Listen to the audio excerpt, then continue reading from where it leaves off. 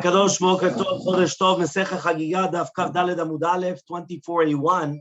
We were just continuing with on the bottom, if you remember, of Kav Gimel Amud Bet, where it says Resh Lakish comes and he says in the name of Bar Kapara, okay, because we wanted to prove from Rav Kahana, right? Rav Kahana was coming and bringing a proof that this entire deen was the Rabbanan, okay.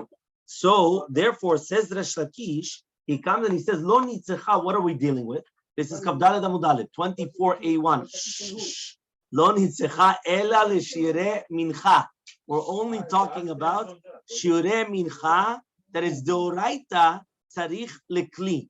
That means, for the shirei mincha, which is basically the solet of the shira'im, okay, that the kli, the utensil, is going to be mitzaref, everything together. It's going to combine everything together. Mideoraita, you need a keli. What does that mean? And therefore, the keli is mitzarfo. She'eno tzarich lekli. But if mideoraita, you do not need the kli, en kli mitzarfo. The kli is not going to be mitzarfoto.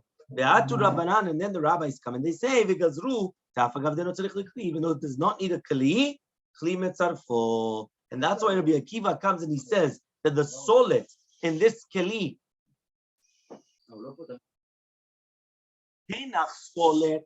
I understand about solet, right? That we're talking about the shiurei mincha of solet. Remember the fine flour, ketoret velevona, right? Ma'ikalemema. I understand about the solet, but what about ketoret and levona? What are you going to say? Do you need kli lekadshan to make them holy for the necessity of their taratan? So Amar Rav Nachman, Amar Rabba Baravua. Says Rav Nachman in the name of Rabba Baravua. Kegon shetzevaran al gabe kartavla. Yeah, you went and you put them on top. You put the ketoret and the levona, the ketoret, the incense, and the frankincense on top of a kartavla, which that's basically a kartavla is like the skins that they used to put on top of the beds. Now it's very thick and very hard, and it doesn't have anything on the inside. So it says mideoraita yesh lo toch, right? V'metzaref. So midoraita, that's what he's saying over here. But Rabbi Akiva said that it's going to be mitzarfan miderabbanan. Okay, so he says like this. He says midoraita, only a keli that has a toch, that has an inside, just like a kaf. A kaf, a spoon, has an inside of the utensil. That's going to be mitzaref. En lo toch, if it does not have an inside and it's flat, so then no mitzaref. It's not mitzaref. The rabbis come and they say v'tiknu dafakav den lo toch mitzaref. That even though it does not have a toch, it's going to be mitzaref. I mean, here we're trying to understand what is Rabbi Akiva adding on. Remember, Rabbi Akiva was saying it's the Rabbanan. So what is the Rabbanan? So he comes and he says, no, it's the Rabbanan, the fact that if it doesn't have toch, that's the Rabbanan. Because to be doraita, you need a toch. You need an inside. And here you don't have the inside. Okay? Upliga the Rabbi Chanin. And now this argues on Rabbi Chanin. Okay? So he says the Gemara, Ad Rabbi Chia bar Abba the Amar, right? This argues Rabbi Chanin on Rabbi Chia bar Abba.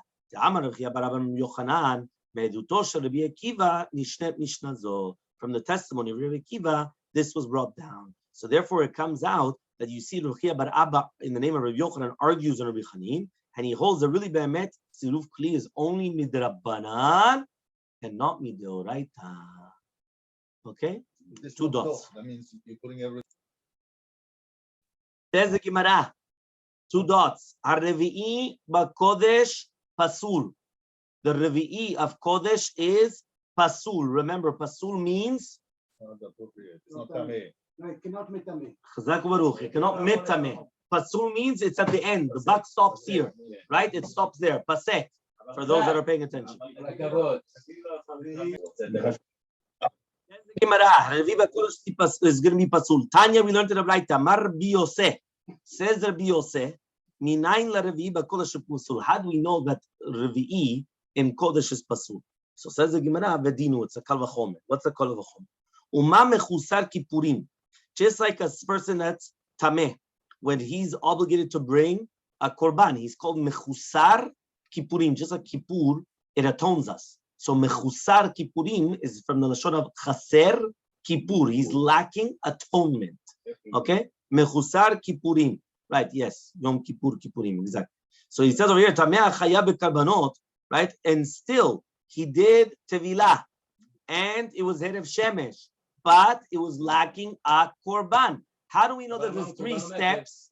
How do we know that there's three steps? I told you the Gemara Brachot said that there's three steps. There's Tevilah, he's called a Tvul Yom. There's Herev Shemesh, that's when he becomes pure 100%. And then there's the Korban the next day. So says the Gemara, 1 second, just like somebody that's going to be Mechusar Kippurim, even though he didn't bring the Korban, still Mutar Bitruma, he's eating Truma, because there we said, Matai Shakwanim, Isha Shakwanim, Nichasim Lechol Bitrumatan, at Sof HaShmona Rishona, right? So therefore, when the Kohanim come in to eat the Truma, what's the case? Kohanim could eat the Truma whenever they want during the day. No, they were Teme'im, they were Tvul Yom, they had Erev Shemesh, and now they're able to come in to eat their Truma. So therefore, it says the Gemara, but 1 second, before bringing the Korban. So just like Mechusar Kippurim, that he's allowed to eat Truma, but still, Pasul B'Kodesh, he's not allowed to eat Kochim, Shelishi, okay, which is Tum'ah, right? More Chamur than Mechusar Kippurim,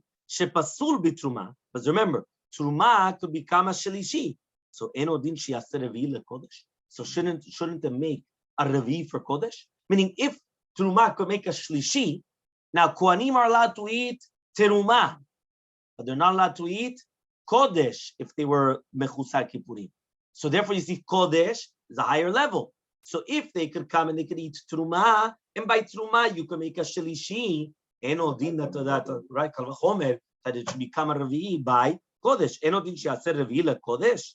Velamanu Shelishi LeKodesh mina Torah, and we learned Shelishi that it's going to be Tameh, right, by Kodesh, mina Torah, ve'revi'i be'kal v'chomer, and the revi'i from a kal v'chomer, right? What does that mean?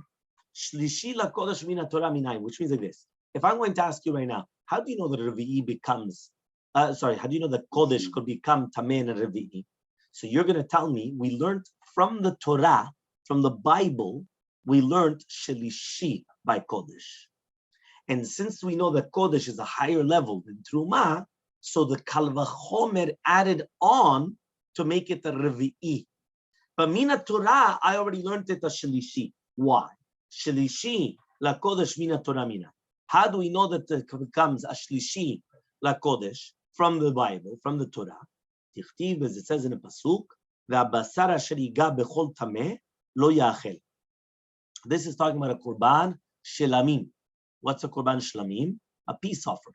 Now, in this Korban Shlamim, it says over there that the basar that touches anything which is tameh, you're not allowed to eat it. Now, since it says bechol tameh, that includes any type of a tuma, even a kala. So, milo askinan, are we not talking about that this kochim, that this basar kodesh touched the sheni in the tuma, right? So, therefore, the sheni is still tameh. So that's still kol tameh. Kol tameh means anything which is tameh. A sheni is still tameh. So therefore, in the Kamar Rachmana, the Torah says, lo yachel, you're not allowed to eat it. So why are you not allowed to eat it? Because the sheni made it into a shelishi. So therefore, you see from here that what? That shlishi by kodesh comes from the Torah. Everyone understood? One more time. Yes. Now comes the Kal V'chomer on the Revi'i. What was the Kal V'chomer? Hadamran, that was just mentioned before. That if right now the Kohanim could come in and eat, even though the Mechusar Kippurim, they could eat Truma, right? But they cannot eat Kodesh. So if right now Shlishi is by Truma, Kal V'chomer, the Kodesh has to be a Revi'i. Says the Gemara. The Gemara says by the two dots, Uvi Truma im nitmet, by Truma, if one of the hands became Tameh, the other hand is still tahor. But by Kodesh, you have to do tevilah on both of them. Because one is mentameh chavirta by Kodesh, but not by teruma. Amar Rav Shizbi. Says Rav Shizbi. Yeah? Bechiburin shanu. What are we dealing with? This din, that the yad is mentameh, the other yad, is bechiburin. What does that mean? When a person comes and he touches Kodesh with his pure hand, right? At the same time that the other hand is still tameh, so therefore, there's like a chibur through the Kodesh. And therefore, Chachamim came and they made a gezerah, that what? That maybe you're going to touch it with a tameh hand. So because of that, you're not allowed to do that. Aval. Same person? Same person. Yeah. You can have one hand tameh? Yeah, one hand tameh, one hand tahor. So he says, so therefore what happens? So therefore he comes and he says, Aval shelo bechiburim, But if he's not having it mechubar, which means, right, he's only touching with the hand of Kodesh, right, with the tahor hand, after, right, you already separated from the hand which is tameh, lo, they do not make a gezerah, and the Kodesh is still going to be tahor. Why? She'en yad metameh chaverta filu kishlishi livsol et hakodesh, because the hands are not going to be metameh, the other one, even in a shlishi for Kodesh. Okay, so there's the Gemara one more time. Rav Shishbi comes and he explains, right? When is this halacha that the yad is going to be mitame'ah? There's a Gemara. Rav Shishbi comes and he says, "Bechiburin shanu." What does that mean? When do we say that one yad is going to be mitameh, the other yad for Kodesh? Only when there's a connection through the Kodesh, which means the yad teorah is on the Kodesh. When the yad teme'ah is on the other hand, he's got one hand teme'ah, one hand teorah on the Kodesh, it's mechubar through the Kodesh. So once there's a chibur through the Kodesh, the Chachamim came in the Mira Gezerah, maybe you're going to touch the Kodesh with a tameh hand, and since you're going to touch the Kodesh with a tameh hand, both of them are tameim, and you have to do tevilat yadayim on both of them. Aval shelo bechiburim. But in a case where there's not going to be a chibur, meaning right now there's no chibur, I'm not touching it. I'm not touching the Kodesh. So therefore, he says, right, and that which means that you're going to come and you're going to have the two hands like that. There was no decree. Why was there no decree? Because there's the hand is not going to be mitameh chaverta, even like a shlishi to be posel et hakodesh. As the Gemara, 8 Abaye comes now and he's going to ask the following question: Yad neguva, when you have a hand which is dried, yeah, mitameh chaverta mitameh la kodesh, avalo litruma. So it's going to be mitameh, the other one to be mitameh for kodesh, but not for the truma. These are the words of Rabbi Yosef Rabbi Yehuda Omer, lifsol avalo letameh. We just said the first shita of Rabbi was mitameh chaverta mitameh kodesh. The second shita of Rabbi Yosef Rabbi Yehuda is not mitameh, it's rather lifsol. What is the difference between lifsol letameh? We already mentioned it means there's a continued disqualifying or not. Meaning pasul means it stops here, right? Letameh is mitameh something else. So says the Gemara, if you're going to tell me now we're talking about shelo bechiburim, that is the chidush of neguva. That is going to be the chidush that what? That after you already separated the yad Torah from the tmeah, and still it's going to be posel or mitameh the kodesh. So now we understand what the chidush of yad neguva is, because the yad tameah, if it's going to be lach, if it's still going to be moist, obviously it's going to come and it's going to be mitameh everything else. But if you're going to tell me now bechiburin in shelo bechiburin lo, that it's only bechiburin, yes, right, that they made such a gezerah, but not bechiburin, they didn't make such a gezerah. My revuta neguva, what is the chidush of neguva more than lacha? Meaning, what's the difference if it's going to be dry or moist, right? The entire chashash is that because you're going to touch the kodesh with the tameh hand, which means that the yad tameah doesn't need mashkin to be mitameh the kodesh, because the yad tameah is going to be a sheni letuma, it's going to be mitameh the kodesh. So, but rather you have to say that the yad tameah, right, the yad tameah for the kodesh even is without chiburim, and not like Rav Shizbi. So therefore we come and we disprove Rav Shizbi. Okay? Next it says, Itman Nami, who was also saying, Amar Reshakish says Reshakish, Lo Shanu, when do we say that one yad is mitameh chaverta for kodesh? Ela yado, his own hand. Because yad mitameh et chaverta, aval chavero, lo. That means if his hand, right, is touching the tehorah of chavero, it's not going to be mitameh ota. Meaning his hand is tameh. He's touching his friend's hand. His friend is taor. It's not going to be mitameh ota. Rabbi Yochanan says, no. Echad yado ve'echad yad chavero. It doesn't matter whether it's his hand or his friend's hand. It does become tameh. Be'ota hayad, right, with the same hand of the tmeah. Okay, that means that's what he's saying here. Yad echeresh nagab yad tmeah v'nitmet.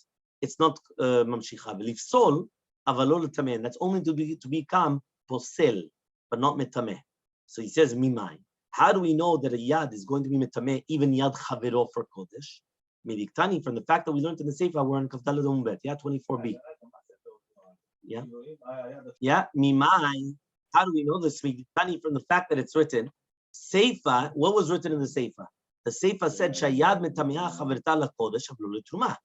Right? That the yad is going to be metameh, the other one, for kodesh, but not for truma. Hatu lamali. Why do we need the Seifa? Hatan al-reisha, we already learned it in the reisha. Meaning, if we already learned in the reisha, that if one hand became tameh, so to do with kodesh, you have to do tevilah on both hands. So therefore, you see from here that the second hand became tameh from the first hand. Elalav shemamina, but rather from here we actually learn the what? La tuyayad chavero. Meaning from the seifa we're coming to include the yad of chavero, of his friend. That's what we're coming to include. Okay, so therefore that's how he's saying. How do you know that the one hand can contaminate his friend's hands? He learns it from the seifa of our Mishnah, from the latter part of our Mishnah. So the Gemara is going to say the af Resh Lakish hadarbe, even Resh Lakish retract, because remember. Who was this? Itmanami Amar Resh Lakish. Resh Lakish said, Lo shanu el yado, aval yad chavero lo. So Resh Lakish was the one that said it's only his hands. My friend's hands, no. Rabbi Yochanan argued and he said, no, everybody. And he brought a proof from the Mishnah. So says the Gemara, Ve'af Resh Lakish hadarbe. Even Resh Lakish came and he retracted, right? The Amar Rabbi Yonah, Amar Rabbi Achi, Amar Rabbi Resh Lakish, Echadedo ve'echa chavera. Chavero, doesn't matter whether it's his hand or his friend's hand. Be'ota yad, the same hand, yes, lifsol, avalo letameh. We are going to do something very important. We're going to go through this very quickly so you understand what's going on. Okay? Here we say these are the various levels of tumah. Number one, avi avot tumah. We said the only one which is avi avot tumah is amet or a met or a utensil that touches that met. It has to be, if you remember, b'chal al-cherev. We learned it already in the Gemara. Okay, but it has to be something which they learn in b'chal al-cherev over met. So therefore they said that since it's written b'chal al-cherev over met, we're talking about anything which is even the, right, we're talking about even the cherev that kills a met also. He also becomes avi avot tumah. Now, if any item in column A, which is a human corpse, or the utensil to touch the human corpse, touches this, meaning a man, utensils, or earthenware or food, what do they become? It becomes, if it's a man, it becomes an av. If it's a utensil, it still retains the status of avi avot tumah, and if it's an earthenware or food, it becomes a rishon. Okay? Next, avatuma. 1 second. Avatuma. Okay? Avatuma. A man who touches an avi avot, he became an avatuma. Or a utensil that touches that man, he becomes an avatuma. A sheret is an avatuma, or a nevela is avatuma. Now, if you have a man, earthenware, or food, right, touching the avatuma, so that becomes a rishon. That's the right, all the way becomes a rishon. That's C. That's in the chart over there on the C. Okay, if it's a utensil, it's a rishon or av. The next one was rishon letuma. What is rishon letuma? So the rishon letuma is an object or food that touches an av. Remember, each one was the one going up. Avi avot was a human being. Okay, so the av was a man that touches the avi avot, or a utensil that touches the man, right? Or right, a sheret or nevela. The rishon was an object or food that touches an av, or liquids that touches anything, right? From a sheni and up. So now what happens now is that from this rishon, if a food touches the rishon, it becomes a sheni. If a utensil touches a rishon, then it's a sheni only if it's a liquid, not if it's a solid. Okay? Next. This, by the way, we learned everything in Pesachim. This is a Tumat Kohen. This is where we learned it. Okay? Huh? No. Pesachim Emtet was Za'am Haaretz. It was called the Be'ema. Something different. Here, this is 14:8 to 21. Right? It is Amud Bet. You're right. Sheni. Yeah, Sheni.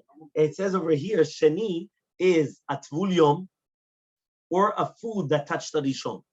So a food that touched the Rishon becomes a Sheni, or a Tvul Yom is automatically a Sheni. But a Tvul Yom was a person that was Tameh, he went to the mikveh, he's called a Tvul Yom. Well, it's a human being. But yes, but a human being cannot become a Sheni.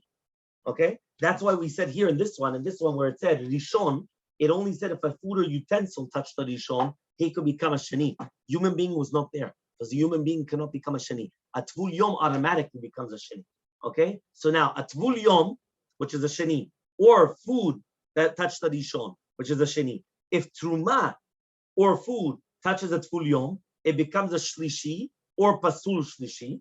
If it was a Kochim or food, right, it becomes Shlishi. And according to Rabbi Akiva, it's also going to be Shlishi. Okay? Now, the Shlishi, which was Truma and Kochim, that touched the Shani, or according to Rabbi Akiva, even Chulin that touched the Shani, and it touches Kochim. So then it becomes a Revi. And it becomes Pasul. And the Revi, which is Kochim, that touches Shlishi, nothing happens. Because remember, after Revi, the buck stops there. Capish? Until here we're clear? There's the Gemara as follows. Okay? Velifsol avalot l'tameh is a Tanaihi. Says the Gemara, Velifsol avalot l'tameh is actually going to be a machloket Tanaim. The Tnan, as we learned in a Mishnah. The Mishnah says, Kol posel bitruma, metameh yadayim niot shniyot. Anybody that's going to be posel in truma, okay, is going to be metameh yadayim to become shniyot to it. The yad metameh, chaverta, on one hand, is going to be metameh, the other hand. Okay, these words of Rabbi Yeshua. Chachamim say, yadayim shniyoten, yadayim are already sheni for truma. The eno says sheni bechulin. It does not become a sheni in chulin. So my love, are we not saying sheni udelo aviv hashlishi aviv, but it could become a shlishi? So says the Gemara, no. Dilma lo sheni aviv lo shlishi. It cannot make not a sheni and not a shlishi. Meaning it's not that it's good. It cannot make anything. So says the Gemara, ele kihani tonight. But there's another machloka tonight. Tanya was learned in a Braita. Yad neguva metameh chaverta letameh bakodesh avalo litruma divrei Rebbe.